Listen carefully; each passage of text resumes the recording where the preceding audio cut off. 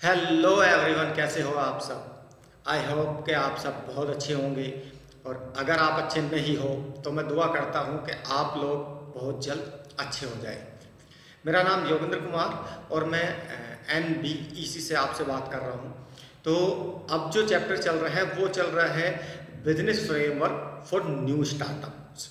जो मेरा पहला चैप्टर था वो अलग था। उसमें स्टार्टअप गाइडलाइंस के बारे में मैंने आपको बताया था कि किसी भी स्टार्टअप को करने के लिए जो बेसिक और जो प्राइमरी एजुकेशंस जो हर बच्चे के लिए ज़रूरी होती है वो मैंने आपको ऑलरेडी डिलीवर कर दी। वो आप मेरे इसी यूट्यूब चैनल पे जाके उसमें देख सकते हो। कंप्लीटली प्लेलिस्ट मिलेगी आपको। ठीक है, अब जो मैं लेके चल रहा हूँ वो चल रहा हूँ प्रैक्टिकल फ्रेमवर्क। प्रैक्टिकल फ्रेमवर्क कैसे कि भाई एक किसी भी स्टार्टअप को जब आप शुरू कर देते हो तो प्रैक्टिकली क्या क्या एक्टिविटी हमें करनी होती है जिससे एक नया स्टार्टअप शुरू होता है। तो चलिए ज़्यादा देर ना करते हुए इसी चैप्टर के पार्ट 2 में चलते हैं। और पार्ट 1 में जो जो आपने सीखा था मैं थोड़ा सा बता देता हूँ। पहला सीखा था आपने इनोवेशन क्या होता है, क्या हम इनोवेशन कर सकते हैं। उसके बाद आपने सीखा था इनोवेशन क्या होता है और उसके कौन कौन से 4 क्रिटिकल पॉइंट्स होते हैं जिनके अराउंड इनोवेशन किया जाता है। उसके बाद क्रिएटिव थिंकिंग आपने सीखी। उसके बाद आपने हाउ इनोवेशन इज डन के इनोवेशन डन कैसे होता है, कंप्लीट कैसे होता है, वो सारी चीज़ें सीखी। अब चलते हैं हम अपने क्रिटिकल टॉपिक पे जो कि आ गया आउटलाइन फॉर एग्जीक्यूशन। आउटलाइन अगर मैं बात करूं ये फाइनली एग्जीक्यूशन का फ्रेमवर्क है। यानी कि जब आप इनोवेशन को समझ जाते हो, जब आप किसी भी चीज़ को इनोवेट करने के माइंडसेट से क्रिएटिव थिंकिंग के साथ जब मार्केट में आगे बढ़ते हो, तो जब आप सब कुछ बहुत ज़्यादा क्लियरिटी के साथ समझ जाते हो तो उसके बाद आपको कहाँ किस साइड बढ़ना होता है, एग्जीक्यूशन की साइड। तो इनोवेशन की जो एग्जीक्यूशंस होती है उन पैरामीटर्स पे आज आपसे बात होगी। सबसे पहले ले लेते हैं brainstorm your ideal customers. ठीक है, फिर उसके बाद transformation and expected need statement. Brainstorm क्या होता है, सबसे पहले समझो ब्रेन स्टॉर्म होता क्या है। ब्रेन स्टॉर्म होता है कि सपोज लो, मान लो आपके पास बहुत कम टाइम है, आपके पास समय बहुत कम है, लेकिन आपके पास ऑप्शन बहुत सारे हैं, विकल्प ऑप्शन बहुत सारे हैं। अब आपको क्या करना है, कम समय में उन विकल्पों में से कुछ विकल्प चुनने हैं जो एग्जिस्टिंग जो प्रॉब्लम होगी, जो समस्या होगी, उसका समाधान कर सके। उसको बोलते हैं ब्रेन स्टॉर्म। ठीक है, तो जब ब्रेन स्टॉर्म करते हो आप अपने कस्टमर्स को किसी प्रॉब्लम्स के सिलसिले में या किसी भी चीज़ के को लेके जब आप ब्रेन स्टॉर्मिंग करते हो तो वहाँ पे एक छोटी सी टीम होती है जो कि फाइनली कम समय में बहुत सारे विकल्पों में से कुछ खास विकल्प चुनती है, कुछ खास ऑप्शन चुनती है और फाइनली आपको उस प्रॉब्लम का सोल्यूशन डिलीवर करती है। ठीक है, तो यहाँ पे आपको क्या करना है, ब्रेन स्टॉर्म करना है आइडल कस्टमर, जो आपका आदर्श कस्टमर्स होगा उसके लिए। और आपको क्या है ना, उसकी जो एग्जैक्ट है ना, जो वो एक्सपेक्ट करता है, जो वो आपसे चाहता है, जो उसकी डिज़ायर है, जो उसकी नीड है, उस स्टेटमेंट तक आपको पहुँचना है। ठीक है, अब ये हो सकती है, ये दिव्यांगों के लिए हो सकता है भाई आपका इनोवेशन किसी दिव्यांग बच्चे के लिए हो, या हो सकता है आपका इनोवेशन डॉक्टर्स के लिए हो, इंजीनियर्स के लिए हो, या मैन्युफैक्चरिंग यूनिट्स के लिए हो। वो आपको पता होगा कि भाई मेरा जो इनोवेशन है, मेरी जो ये क्रिएटिविटी है, मेरा जो प्रोडक्ट है, मेरी जो सर्विसेज है, या जो मेरा जो सोल्यूशंस है, वो पर्टिकुलर इस प्रोस्पेक्ट या इस फील्ड के लिए है, इस बंदे के लिए, इस कंपनी के लिए। ये आपको क्लियरिटी हो जाएगी जब आप ब्रेन स्टॉर्मिंग करते हो अपने आइडल कस्टमर्स को लेके। दूसरा पॉइंट क्या है, create a list of game changing promising ideas. मतलब आपको क्या करना है, आपको एक लिस्ट तैयार करनी है जो भी आपके गेम चेंजिंग आइडियाज़ हो, आपकी अजम्पशंस हो, या आपके कुछ ऐसे विचार हो जो रखने लायक है दूसरों के सामने, जिसके बारे में आप खुल के दूसरों के सामने बात कर सकते हो। और आप अपने जो भी आपके अजम्पशंस है, जो भी आपकी नई इनोवेशन है, जो आप इनोवेट करने जा रहे हो, उस पर खुल के बात कर सको। तो एक गेम चेंजिंग आइडिया लिस्ट बनानी है, उसको नोट डाउन करना है और फिर उन्हीं टॉपिक्स पे आपको बात करनी है। जो और नेक्स्ट चलते हैं, आइडेंटिफाई द टॉप 2 इम्प्लीमेंटेबल, जो इम्प्लीमेंट्स हो सके, इम्प्लीमेंटेबल है ना, idea bottom level. Bottom level मतलब आपको क्या करना है, दो ऐसे आइडिया को फाइंड आउट करके निकालना है जिसको आप बॉटम लेवल पे चेक कर सको या बॉटम लेवल पे अपनी जो इनोवेशंस है उसको समझ सको, बिल्कुल बॉटम लेवल पे। क्योंकि अभी क्या है ना, आपने इनोवेशन करनी शुरू की है, आपने क्रिएटिव दिमाग को थोड़ा सा चलाना शुरू किया है, आपका माइंड नई नई चीज़ें आपको ला के दे रहा है। हो सकता है वो चीज़ें प्रैक्टिकल पॉसिबल भी हो और हो सकता है कि वो प्रैक्टिकल पॉसिबल ना हो। तो वो सारी चीज़ें जांचने के लिए आपको क्या, आइडेंटिफाई द 2 इम्प्लीमेंटेबल, जो इम्प्लीमेंट हो सके idea at the bottom level, यानी कि डाउन लेवल पे तक जाना है आपको, अभी ज़्यादा हाई लेवल पे नहीं जाना। उसके बाद क्रिएट सॉल्यूशन आर्किटेक्चर्स, आपको क्या करना है, एक आर्किटेक्चर बनाना है जो सॉल्यूशन पे बना हुआ कंप्लीट। जैसे हम घर बनाते हैं ना, कंप्लीट तो घर का नक्शा बना के देता है आर्किटेक्ट हमें, है ना, या जब हम बीमार होते हैं तो डॉक्टर हमें एक पर्ची बना के देता है दवाई की, फिर वो पूरा रोड मैप बताता है कि भाई ये पानी से लेनी है, दूध से लेनी है, सुबह शाम लेनी है, इसके आधे घंटे बाद ये लेनी।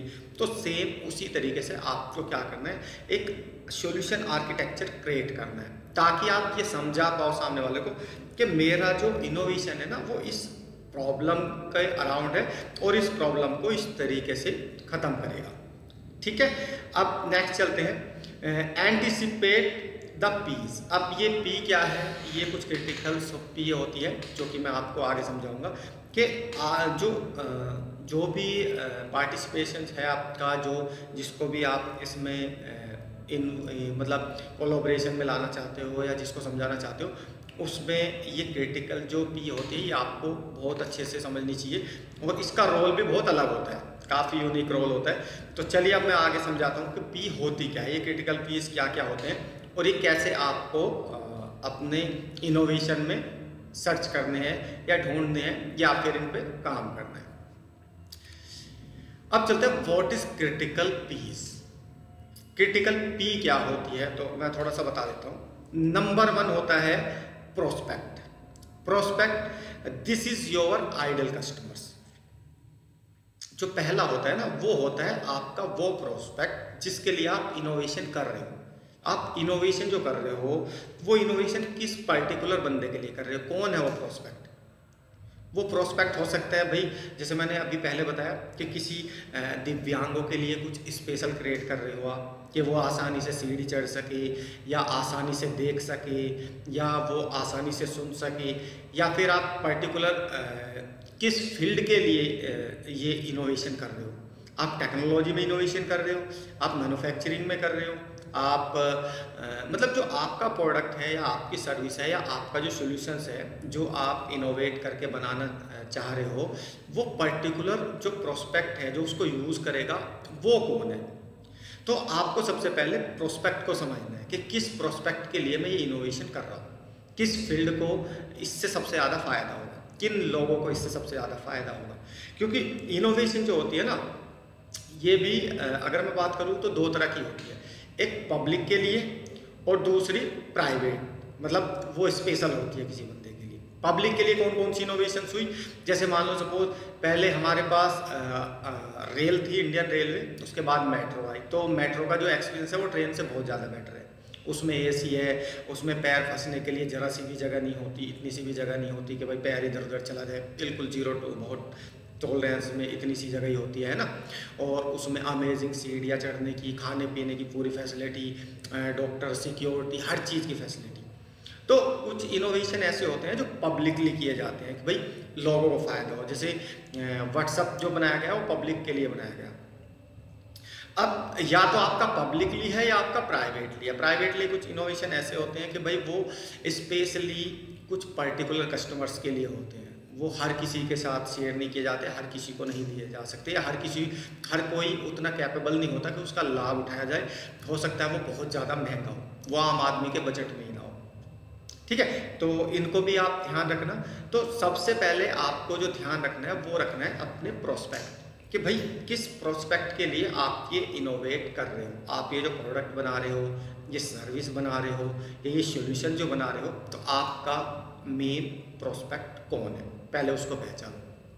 अगर आपको प्रोस्पेक्ट समझ में आ गया कि भाई मेरा इनोवेशन इस प्रोस्पेक्ट के लिए, तो उसके बाद क्या समझना है आपको, problem. This is your ideal customers problem, यानी कि जो आपका प्रोस्पेक्ट है, जो आपका कस्टमर्स है, उसकी प्रॉब्लम क्या है, समस्या क्या है उसकी, जिसको आप अपने इनोवेशन के थ्रू ख़त्म करना चाह रहे हो। भाई आपने जो प्रोडक्ट बनाया वो कोई ना कोई कुछ ना कुछ तो बेनिफिट्स देता ही होगा, कुछ ना कुछ तो वैल्यू ऐड करता ही होगा ना इंसान की लाइफ में। तो वो जो वैल्यू है, वो जो प्रॉब्लम्स है, वो प्रॉब्लम्स क्या है, ठीक है। तो आपको 2P का बहुत ज़्यादा ध्यान रखना है। सबसे पहले वो प्रोस्पेक्ट कौन है जिसके लिए आप ये इनोवेट कर रहे हो, जिसके लिए आप ये इनोवेशन कर रहे हो, जिसके लिए आप वो प्रोडक्ट, वो सर्विस, वो सॉल्यूशंस बना रहे हो, वो कौन है। और दूसरा, this is your ideal customers need, मतलब ये जो भी आपका प्रोस्पेक्ट होगा, ये उसकी जेन्युइन प्रॉब्लम्स होनी चाहिए और उस प्रॉब्लम की नीड को भी वो मतलब उस प्रॉब्लम का सॉल्यूशन भी वो सर्च कर रहा हो। जैसे सोल्व एनी प्रॉब्लम, यहाँ पे एक बंदे का एक इमेज देख रहे होंगे आप, जिसमें वो बंदा सिर खुजा रहा है और वो चाह रहा है कि भाई उसके साथ कोई प्रॉब्लम्स है, तो वो कोई प्रॉब्लम सोल्व करे। ऐसी बहुत सारी प्रॉब्लम्स हैं लोगों की लाइफ में जिनका सॉल्यूशंस वो ढूंढते रहते हैं, बट आसानी से नहीं मिलता। तो आपको जब भी कोई इनोवेट करनी है, जब भी कोई इनोवेशन करना है, वो उसी के अराउंड करना है कि जिसका सॉल्यूशन लोग खोज रहे हो और उनके पास वो सॉल्यूशन ना हो। कई बार ऐसा भी होता है कि भाई जैसे मान लो अगर कोई नया इनोवेशन आप लेके जाते हो ना लोगों को, तो वो उनको उतनी जल्दी पसंद नहीं आता। विद एग्जांपल अगर मैं बात करूं, चलो मैं एक एग्जांपल ले लेता हूं, मैं व्हाट्सएप के ऊपर ले लेता हूं। जब 2 बच्चे व्हाट्सएप बना रहे थे, तो व्हाट्सएप बनाते समय काफ़ी टाइम उनको हो गया था, पैसा वैसा कुछ आ नहीं रहा था, बस लगे हुए थे कि एक मैसेजिंग ऐप बनानी है जिस पे लोग मैसेज कर सके और चैट कर सके। उससे पहले मैसेज, चैट और सारी ऑप्शन करने के लिए, सारी चीज़ें करने के लिए जीमेल था, फेसबुक था, और भी 2-4 प्लेटफॉर्म थे, ऑरकुट था, है ना, और भी बहुत सारे प्लेटफॉर्म थे। तो लोगों ने ज़्यादा वैल्यू दी नहीं उनको। यार ऐसा क्या कर लेंगे, मैसेजिंग ऐप है, मैसेजिंग में किसके पास इतना टाइम है फालतू के मैसेज करेगा, जिसको करना होगा जीमेल कर लेगा, जिसको करना होगा ऑरकुट पे कर लेगा, जिसको करना है फेसबुक पे कर लेगा, तो इसकी क्या ज़रूरत है, ये तो फालतू की चीज़ है, ये बकवास चीज़ है। लेकिन उनको क्लैरिटी थी कि आज जिस चीज़ को ये फालतू की बात करें, ये जो व्हाट्सएप होगा, ये लोगों का टाइम बचाएगा। एटलीस्ट कौन मेल खोलेगा, आईडी पासवर्ड डालेगा, इसमें फटाक से नंबर होगा, टाइप करेगा, भेज देगा। इमेज भेजनी है, डिफेक्टेड पीस की फ़ोटो खींचेगा, भेज देगा, है ना। कोई वीडियो भेजनी है, वीडियो शूट करेगा, भेज देगा। मतलब ये ईजी था, बहुत ज़्यादा ईजी, जिसको सिर्फ और सिर्फ जिन्होंने व्हाट्सएप बनाया उन्हीं को ये चीज़ें पता थी। क्योंकि ये अंदर की चीज़ें होती है कि जब आप कुछ इनोवेट कर रहे होते हो ना, तो अंदरूनी चीज़ों का बाहर वालों को नहीं पता होता। जो मेहनत कर रहा होता है, जो कोशिश कर रहा होता है, जो उसको बनाने में अपनी ज़िंदगी, अपनी जान, अपना पैसा, अपना समय सब कुछ झोंक रहा होता है, एक्चुअल में उसको पता रहता है कि ये जो मैं इनोवेट कर रहा हूँ, ये जो चीज़ मैं बना रहा हूँ, ये कहाँ पे जाके वैल्यू देगी और किस किस तरीके से वैल्यू देगी, कितनी वैल्यू कस्टमर्स को देगी। ये सिर्फ इनोवेशन करने वालों को पता होता है। फालतू के लोग क्या करते हैं, वो फालतू का दिमाग ज़रूर लगाते हैं, बट एक्चुअल में उन्हें पता ही नहीं होता कि हो क्या रहा है। ठीक है, तो बहुत सारी चीज़ें होती है कि इनोवेशन जब आप करते हो, जब आपका माइंड कुछ नया सोचता है, कुछ नई क्रिएटिविटी लेके आता है, जब आप कुछ नया करते हो, तो स्टार्टिंग में तो वैसे भी किसी को समझ में नहीं आएगा कि आप कर क्या रहे हो, टाइम ख़राब क्यों कर रहे हो। लेकिन एक्चुअल में वो आप ही को पता होगा कि आप क्यों कर रहे हो, कैसे कर रहे हो, क्या इसका बेनिफिट्स होगा सामने वाले को, अच्छा कैसे आप उस बंदे को कन्विंस करोगे, ये सब चीज़ें आपको पता होगी। क्योंकि वो जो इनोवेशन है ना, वो प्रैक्टिकली आपने की हुई है, आप उसके एक एक चीज़ को जानते हो।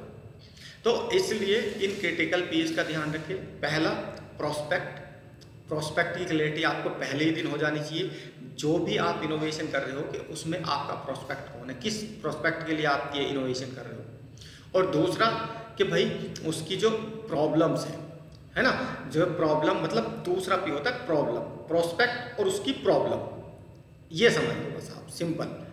अब हम आगे चलते हैं उसके बाद जब आपने प्रोस्पेक्ट को समझ लिया और प्रॉब्लम को समझ लिया, है ना, अब आप आते हैं फाइनली प्रोडक्ट के ऊपर, क्योंकि आपके पास प्रॉब्लम है और प्रॉब्लम का सॉल्यूशन ही पैसा होता है।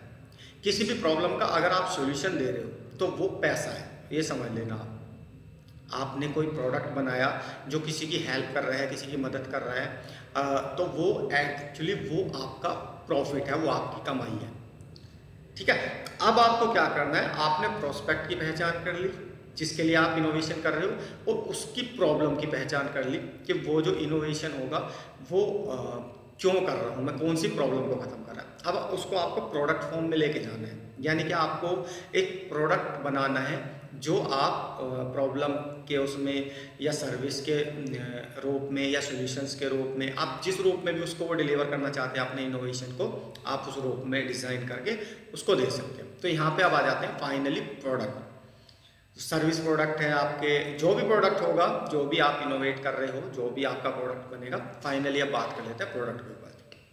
ठीक है, अब प्रोडक्ट कैसे होगा, decide and write down what change you would make to your product. अब आपको ये ध्यान रखना है कि आप ऐसा क्या इनोवेट कर रहे हो अपने प्रोडक्ट के अंदर, ये आपको नोट डाउन करके रखना है, जो बहुत ज़्यादा यूनिक होगा, बहुत अलग होगा और अभी तक मार्केट में अवेलेबल नहीं होगा, है ना, अभी तक मार्केट में अवेलेबल नहीं होगा। क्योंकि मैं फिर बता रहा हूँ, इनोवेशन जो होती है ना, वो उन्हीं चीज़ों पे होती है जो अभी तक अवेलेबल नहीं है। नई नई जितनी भी इनोवेशंस हो रही है, जितनी भी इनोवेशन अब फ्यूचर में आपके सामने आएगी, इसका पार्ट 1 देख लेना, आपको पूरी क्लैरिटी हो जाएगी। क्योंकि पार्ट 1 में मैंने डीपली बताया कि इनोवेशन होती क्या है। ठीक है, तो फाइनली वो जो भी आप अब प्रोडक्ट फॉर्म में लेके जाने वाले हो, तो उसमें क्या ऐसा चेंजिंग है, क्या ऐसा क्रिटिकल है जो आपके प्रोडक्ट को बिल्कुल यूनिक और बिल्कुल स्पेशल बनाएगा। ठीक है, अब उसमें प्रोडक्ट जो होगा आपके, उसका एक्सपीरियंस कैसा होगा, उसकी ड्यूरेबिलिटी कैसी होगी, उसकी क्वालिटी कैसी होगी। क्या प्रोडक्ट ऐसा होगा कि भाई सपोज मान लो 2-3 महीने चलने वाला, 2-4 साल चलने वाला, या हो सकता है आपकी इनोवेशन लाइफ लॉन्ग चलने वाली हो। लाइफ लॉन्ग मतलब जब तक इंसान है तब तक वो चलती रहेगी। तो ये भी आपको देखना है कि उसकी लाइफ लाइन कितनी है, उसकी क्वालिटी किस तरह की है, कहीं वो लो क्वालिटी का है या हाई क्वालिटी का है, या वो प्रीमियम क्वालिटी का है आपका प्रोडक्ट। तो ये भी चीज़ें आपको देखनी है ना, टिकाऊपन है या नहीं। तो ये सारी चीज़ें जब आप इनोवेट करते हो तो आपका एक्सपीरियंस बताता है कि ये कितनी वैल्यूबल चीज़ है, क्या वैल्यू ये इंसान को देता है। ठीक है, यहाँ पे प्रोडक्ट हो गया। अब बात कर लेते हैं, जब आप इनोवेट कर लेते हो, जब आप बहुत सारी चीज़ों की क्लैरिटी कर लेते हो, तो अब आते हैं प्यूपिल के ऊपर। यानी कि प्यूपिल्स कौन से होते हैं, वो लोग जो इस प्रोडक्ट को बनाने में और इसका पूरा का पूरा कंप्लीटली प्रोसेस को कंप्लीट करने के लिए आपको एक टीम की ज़रूरत होती है। तो वही ये टीम होती है। इसमें सबसे पहले आपको क्या करना है, सबसे पहले decide and write down what type of man power you will need. सबसे पहले काम क्या करना है, आपको ये डिसाइड करना है कि मुझे किस तरह के लोग अपनी टीम में चाहिए, किस तरह के लोग होंगे जो मेरी टीम में काम करेंगे या मेरे साथ इस प्रोडक्ट को बनाने में, है ना, ट्रांसपोर्टेशन में, उसमें कैसे बंदे काम करेंगे। पहला, किस तरह के बंदे आपको चाहिए। दूसरा, think about your potential change you will make to your workforce. आप अपने वर्कफोर्स, जो आपका कार्यबल होगा, मतलब जो आपकी स्ट्रेंथ होगी, जो आपके लिए काम करेगी, उसमें किस तरह की पोटेंशियल आप चाहते हो या किस तरह का चेंजेस चाहते हो। क्या आप उनको प्रमोट करने के लिए कर रहे हो, यानी कि उनको प्रमोट करोगे, या उनका डिपार्टमेंट चेंज करोगे, या ना आप नए पीपल भर्ती करोगे, वो एज यू वांट, है ना, जैसा आप चाहो वो वैसा आप कर सकते हो। उसके बाद, क्योंकि वर्क फोर्स जो आपका मेन जो बंदे होते हैं ना, जो काम करने वाले बंदे होते हैं, उनका उनकी सारा कुछ जो होता है, वो सारा कुछ कंपनी जो टिकी हुई होती है ना, वो इन्हीं पिलर्स पे टिकी हुई होती है, आपकी टीम के ऊपर ही टिकी हुई होती है। अकेला बंदा कभी भी बिजनेसमैन नहीं बन सकता और ना ही कोई बड़ा स्टार्टअप कर सकता, उसको एक टीम की ज़रूरत होती है। तो यहाँ पे ये आपकी हेल्प करते हैं। उसके बाद चलते हैं, तीसरा क्रिटिकल पॉइंट क्या आता है, determine what types of people and leadership you need to build this product. यहाँ पे आपको किस तरह के लीडरशिप की ज़रूरत होगी जिससे आप ये प्रोडक्ट बिल्ड करोगे, ये प्रोडक्ट बनाओगे। किस तरह का माइंडसेट चाहिएगा, किस तरह के लीडर्स चाहिएंगे, है ना, किस तरह के इंजीनियर्स, ऑपरेटर्स या बहुत सारे लोगों की ज़रूरत होती है जब आप एक प्रोडक्ट को फाइनली रोक देते हो। क्योंकि इनोवेट आप कर चुके हो, इनोवेशन आप कर चुके हो, आप प्रोस्पेक्ट को भी जान चुके हो, उसकी प्रॉब्लम्स को भी जान चुके हो, है ना, फाइंड आउट भी आप कर चुके हो, तो फिर प्यूपिल पे आते हैं। ये स्टेप बहुत क्रिटिकल होता है। जब आप इस लेवल पे आते हो तो समझ लो कि भाई आप बहुत नेक्स्ट लेवल पे हो। अब आगे चलते हैं। उसके बाद प्राइस आप देख लो कि भाई वो जो प्रोडक्ट हो, वो सर्विस जो भी आपने इनोवेट की है, उसकी प्राइसिंग ऐसी होनी चाहिए कि बंदा खरीद सके उसको, उसके बजट में होनी चाहिए। ऐसा नहीं कि भाई बहुत ज़्यादा हाई प्राइस कर दो या इतना कर दो कि बंदा उसको परचेज ही ना कर पाए। ठीक है, तो प्राइसिंग का बहुत ध्यान रखना। उसके बाद प्रमोशन भी बहुत बड़ी चीज़ होती है कि एटलीस्ट आप प्रमोशन कैसे करोगे। जैसे मान लो सपोज आप डिजिटली प्रमोशन करोगे, फिजिकली प्रमोशन करोगे, है ना, या आप कैंपेन सेट करोगे कोई, या फिर आप क्या बिल बोर्ड्स के थ्रू करोगे, या शॉप ब्रांडिंग करोगे कि भाई दुकान खोल के वहाँ पे ब्रांडिंग करोगे, तो ये आपको डिसाइड करना है। ठीक है, अच्छा इसमें बजट कितना लगेगा वो भी आपको डिसाइड करना है कि भाई सपोज मान लो मैं मार्केटिंग कर रहा हूँ या अपने प्रोडक्ट की प्रमोशन कर रहा हूँ, तो उसमें एक बजट होता है 2000, 3000, 10,000, 1 लाख, 2 लाख, तो आपका बजट कितना है वो भी आपको ध्यान रखना है। तो ये सारे जो मेन पॉइंट्स है, ये पॉइंट्स है प्रमोशन के लिए।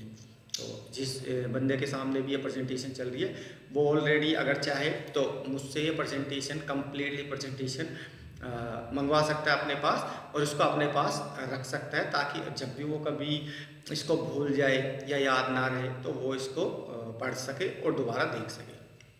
ठीक है, अब उसके बाद चलते हैं फाइनली प्रोसेस। तो प्रोसेस ऑलरेडी कंपनीज में आप जानते ही हो कि भाई कौन कौन से प्रोसेस होते हैं। प्रोसेस यहाँ पे जो मेन प्रोसेस की बात कर रहा हूँ वो कर रहा हूँ expand your process by determining the distribution network. अब जो आपका जो इस प्रोडक्ट को घर घर तक लेके जाएगा या इस प्रोडक्ट को मार्केट में बहुत अच्छे तरीके से इस्टेब्लिश करेगा, वो नेटवर्क भी आपको बिल्ड करना है। ठीक है, तो आप इसको में आपको ध्यान रखना, आप डिजिटली ये नेटवर्क बिल्ड करोगे, फिजिकली फ्रेंचाइजी दोगे, रिटेलर्स होंगे, डीलर्स होंगे, डिस्ट्रीब्यूटर्स होंगे, C&F होंगे, वो जो भी होंगे वो आपको डिसाइड करना है कि किस तरीके का नेटवर्क आपको बिल्ड करना है, ताकि आपका जो प्रोडक्ट है, जो आपकी सर्विस है या जो आपका सोल्यूशन है, वो इजीली हर एक एरिया में इजीली पहुंच सके।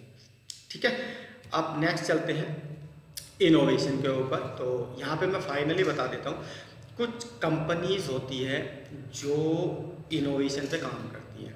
मतलब वो क्या करती है, वो सबसे पहले कस्टमर्स की नीड को आइडेंटिफाई करती है। ठीक है, नीड को आइडेंटिफाई करने के बाद उस नीड पे एक नया इन्वेंशन करती है, और उसके बाद फाइनली कस्टमर की नीड के अकॉर्डिंग उसको मार्केट में उतार देती है। कुछ कंपनियां होती है, इसको अगर मैं बात करूं तो रिवर्स इनोवेशन भी बोलते हैं। रिवर्स मतलब उनको बहुत सारी चीज़ों की क्लैरिटी होती है, काफ़ी चीज़ें उनको पता होती है, तो वो क्या करते हैं उसी में ही कुछ नयापन ले आते हैं। मैं तुम्हें बताता हूँ एक एग्जाम्पल के थ्रू, आपको जल्दी समझ में आ जाएगा। आपने देखा होगा, मैं एक बाइक का एग्जांपल लेता हूँ, स्प्लेंडर बाइक देख लो आप। स्प्लेंडर बाइक देखिए आपने, आप हर 1 साल बाद या 1.5 साल बाद उसमें नया इनोवेशन देखोगे, नया बिल्कुल। आपने देखा होगा जो पहली स्प्लेंडर थी वो उसमें प्रो, जैसे तुमने देखा होगा स्प्लेंडर प्लस, फिर स्प्लेंडर प्रो, फिर स्प्लेंडर प्रो प्लस, कुछ इस तरह के मॉडल्स आते हैं, लेकिन उनमें छोटे छोटे कुछ ना कुछ चीज़ें अलग होती हैं, कुछ भी अलग हो सकते हैं, है ना, तो वो चीज़ होती है। दूसरी चीज़ आपने देखा होगा अभी स्प्लेंडर का जो है ना, जो मीटर है, पहले वो मैनुअल होता था, मैनुअल, अब वो डिजिटल है। तो वो जो डिजिटल हुआ, वो जो इनोवेशन डिजिटल, वो एक इनोवेशन है, और वो सिर्फ और सिर्फ ज़्यादा बिक्री के लिए या फिर अपने कस्टमर्स को एक बेहतर एक्सपीरियंस देने के लिए कराए जाते हैं, ना कि कुछ भाई उससे कुछ और होता है। ये सिर्फ एक नया एक्सपीरियंस होता है कस्टमर्स के लिए, और कस्टमर नई नई चीज़ों को देख के ज़्यादा प्रभावित होता है। ठीक है, अभी डिस्प्ले वाला मीटर आ रहा, उसका लुक भी चेंज है। तो ये जो छोटे छोटे चेंजिंग होते हैं, छोटे छोटे इनोवेशन होते हैं ना, ये बहुत क्रिटिकल होते हैं। तो रिवर्स इनोवेशन करती है मैक्सिमम कंपनीज। उन्होंने देखा क्या नयापन ला सकते हैं, क्योंकि इलेक्ट्रिक बाइक देखी आपने इलेक्ट्रिक बाइक्स देखी, इलेक्ट्रिक वाहन, उसमें टोटली डिजिटल मीटर है, जबकि ये तो पेट्रोल बाइक है, स्प्लेंडर, इसमें डिजिटल वो मीटर दे दिया उन्होंने, है ना। या फिर बड़ी बाइकों में आता था, जैसे बहुत ज़्यादा heavy 125 CC, 150 CC, 200 CC, 300, 400 CC में इनमें डिजिटल आते थे। लेकिन यहाँ पे क्या है, उन्होंने एक छोटी सी बाइक में डिजिटल मीटर दिया, वो दिया डिस्प्ले बोर्ड, जिसमें सब कुछ डिजिटली होती है और काफ़ी प्यारा भी लगता है। ठीक है, अब सबसे बड़ी मिस्टेक क्या होती है, थोड़ा सा उसको भी समझ लो आप। सबसे बड़ी मिस्टेक क्या होती है कि कुछ लोग क्या करते हैं, कुछ बिजनेसमैन क्या करते हैं, वो क्या करते हैं, वो सबसे पहले अपनी ऑर्गेनाइजेशन बनाते हैं। क्या करते हैं, अपनी ऑर्गेनाइजेशन, अपनी कंपनी बनाई, उसमें एक प्रोडक्ट बनाया और फिर उस प्रोडक्ट को मार्केट में बेचने के लिए लोगों को ढूंढ रहे हैं। कुछ लोग जो इनिशियल स्टेज में करते हैं, जो शुरुआती दौर में करते हैं, वो क्या करते हैं, सबसे पहले अपनी एक कंपनी बनाई। सबसे पहले वो क्या करते हैं, कंपनी बना देते हैं। सबसे पहले कंपनी बना दी, फिर उसमें एक छोटा मोटा कोई प्रोडक्ट बना दिया, और प्रोडक्ट बनाने के बाद फिर घूमते फिर रहे हैं लोगों के पास कि जी मेरे पास ये है, मेरे पास ये प्रोडक्ट है, मेरे पास ये प्रोडक्ट है। ये गलत तरीका होता है। आपको क्या करना है, आपको सबसे पहले लोगों को सर्च करना है। फर्स्ट ऑफ ऑल लोगों को सर्च करना है, अपनी इनोवेशन दिखानी है, अपना प्रोडक्ट दिखाना है, अपनी सर्विस दिखानी है, अपनी सोल्यूशन दिखाना है, उस पर लोगों की फीडबैक लेनी है। फीडबैक लेने के बाद जब आपके पास कुछ लोग ऐसे हो जाए जो ये बात करे कि भाई ठीक है, प्रोडक्ट जैसे ही आएगा ना, एटलीस्ट हम पेमेंट दे के परचेज ज़रूर करना चाहेंगे, तो वहाँ पे आपने प्रैक्टिकली चीज़ें की, आपने अपना प्रोडक्ट दिखाया, अपनी सर्विस दिखाई, फीडबैक ली, तो उस फीडबैक के बेस पे अब आपको सबसे पहले कंपनी नहीं बनानी है कि आप उठा के कंपनी बना दो। आपको उस प्रोडक्ट को मार्केट में ले जाना है, छोटे लेवल पे, इनिशियल लेवल पे, छोटे लेवल पे, और धीरे धीरे उसको बढ़ाना है। धीरे धीरे, जैसे भाई दिन में 10 प्रोडक्ट बिक गए, 20 बिक गए, 30 बिक गए, 100 बिक गए, 200 बिक गए, जैसे जैसे उसकी डिमांड अच्छी होती जाए, उसकी डिमांड और सर्विसेज बढ़िया होती जाए, उसकी बिजनेस अच्छा आने लगे, वैसे वैसे फिर आप उसके बाद कंपनी बनाओ, है ना। और क्योंकि कस्टमर्स तो आपके पास है ना, यहाँ पे सबसे बड़ी दिक्कत क्या होती है कि भाई कस्टमर्स आपके पास होना चाहिए, वो प्रोस्पेक्ट आपके पास होना चाहिए जो आपको पैसा देगा। बिजनेस का सबसे बड़ा बेस जो होता है ना, वो कस्टमर होता है। अगर आपके पास कस्टमर्स हैं तो आपको कभी भी बिजनेस लॉस नहीं होगा, और अगर आपके पास कस्टमर नहीं है तो आप कभी भी बिजनेस को सफल नहीं बना सकते। मेन बेस कस्टमर होता है। तो आपको क्या करना है, सबसे पहले कस्टमर चाहिए होते हैं, बाद में अपना प्रोडक्ट बनाना होता है। कस्टमर्स लाने के लिए छोटी छोटी इनोवेशन आपको करनी होती है, छोटे छोटे प्रोडक्ट लोगों तक लेके जाने होते हैं, उनको दिखाने होते हैं। अगर उनको पसंद आता है तो वो खरीदते हैं, और जब वो खरीदना शुरू करते हैं, जब उनको आपके प्रोडक्ट की मान लो एडिक्शन हो जाए, लत लग जाए, उसके बाद फाइनली वो आपके साथ कनेक्ट हो जाते हो, रिकरिंग रेवेन्यू जो होता है वो आपको डिलीवर करने लगते हैं। तो अब मैं बात कर लेता हूँ प्रेजेंटेशन एथिक्स की, कि भाई इस प्रेजेंटेशन के जो एथिक्स थे वो क्या थे, भाई आपको इससे क्या मिला। तो सबसे पहले मैं बात कर लेता हूँ, think from the customer prospective. आपको क्या करना है, आपको ज़िंदगी में अपनी कंपनी, कि भाई मेरी कंपनी, मेरा प्रोडक्ट, मेरी सर्विस, मेरा सोल्यूशन, आपको इस माइंडसेट के साथ कभी नहीं सोचना। आपको सोचना है कस्टमर के प्रोस्पेक्टिव से, यानी कि आपका कस्टमर क्या चाहता है, आपके कस्टमर्स के लिए आप क्या कर सकते हो, आपके कस्टमर्स को आप बेहतर एक्सपीरियंस कैसे दे सकते हो। सब कुछ आप अपने कस्टमर्स के लिए कर रहे हो। हिंदुओं में या हमारी भाषा में हम लोगों ने बहुत ज़्यादा सुना भी होगा कि कस्टमर्स भगवान होता है। तो आप उस भगवान के लिए करो ना, जो भी करना है आपको उस भगवान के लिए करना है। आपकी कंपनी नहीं है, आपकी कंपनी कुछ नहीं है, आपका प्रोडक्ट कुछ नहीं है, आपका सोल्यूशन कुछ नहीं है, आपकी सर्विस कुछ नहीं है, आपका सब कुछ बेकार है अगर वो कस्टमर के प्रोस्पेक्टिव ऑफ व्यू से नहीं बनाया गया। या कस्टमर्स को तो समझ में आ नहीं रहा, आप वैसे ही हमारा कर रहे हो, मेरी कंपनी, मेरा प्रोडक्ट, मेरी सर्विस। अरे जब कस्टमर्स ही नहीं होगा, कस्टमर्स ही नहीं इंटरेस्ट होगा, वो लेने में इंटरेस्ट नहीं होगा, तो उसका करोगे क्या आप। आपको ज़िंदगी में जो भी इनोवेशन आप करने वाले हो, जो भी इनोवेट करने वाले हो, जो भी नया स्टार्टअप, नया बिजनेस, नया प्रोडक्ट, नई सर्विस, नया सॉल्यूशंस मार्केट में लॉन्च करने वाले हो, वो सिर्फ और सिर्फ कस्टमर के प्रोस्पेक्टिव के हिसाब से बनना चाहिए, ना कि आपके। क्योंकि पैसा एक्चुअल में कौन देता है, कस्टमर देता है। बिजनेस किससे चलता है, कस्टमर से चलता है। तो जितनी भी फोर्स लगानी है, जितनी भी नॉलेज लगानी है, जितना गुणागणित लगाना है, जितना कुछ करना है, वो सिर्फ और सिर्फ कस्टमर के प्रोस्पेक्टिव से करना है। आलतू फालतू ज़्यादा दिमाग लगाने की जरूरत नहीं। तुम्हारा कस्टमर ही तुम्हारा भगवान है, तुम्हारा भगवान तुम्हारे साथ है तो तुम खुश हो। अगर भगवान ही तुम्हें छोड़ के चला गया तो तुम कभी भी खुश नहीं रहोगे। ठीक है। दूसरा पॉइंट है ऑलवेज फॉलो द पीस। मतलब जो मैंने बताया, सिर्फ दो चीज़ों का ध्यान रखना। इनोवेशन में दो चीज़ें बहुत क्रिटिकल होती है। नंबर 1 वो प्रोस्पेक्ट जिसके लिए आप इनोवेट कर रहे हो, और दूसरा उसकी प्रॉब्लम, जिस प्रॉब्लम का आप सोल्यूशन दे रहे हो।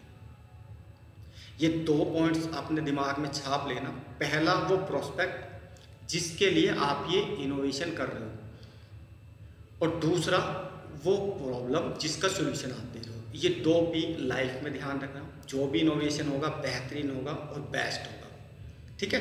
तो base your innovation your customers future problem their solution. मतलब जो भी आपका बेस होगा, जो एक फाउंडेशन होती है ना, जो आधार होता है आपके इनोवेशन का, वो कस्टमर्स की प्रॉब्लम्स होना चाहिए जो अब है या फ्यूचर में आने वाली है उसके ऊपर, और आप क्या कर रहे हो, सिर्फ और सिर्फ उसका सॉल्यूशन उनको डिलीवर कर रहे हो। ठीक है। तो ये एथिक्स थे हमारे, इसके जो मैंने आपको सिखाया इन्हीं क्रिटिकल पॉइंट्स के अराउंड ये पूरा का पूरा चैप्टर था, जिसका पार्ट 2 ऑलरेडी आपको डिलीवर हो रहा है। और अगर मैं बात करूँ तो थैंक यू सो मच, आपने इतना प्यार दिया, इतना टाइम दिया, और आपने ध्यान से इस चीज़ को समझा। नेशनल बिजनेस एजुकेशन सेंटर आपको बहुत बहुत धन्यवाद करते हैं। और प्लीज़ अगर मेरी वीडियो आपको अच्छी लगी हो तो प्लीज़ इसको लाइक शेयर एंड सब्सक्राइब ज़रूर कर देना। आपका प्यार ऐसे ही मुझको मिलता रहे।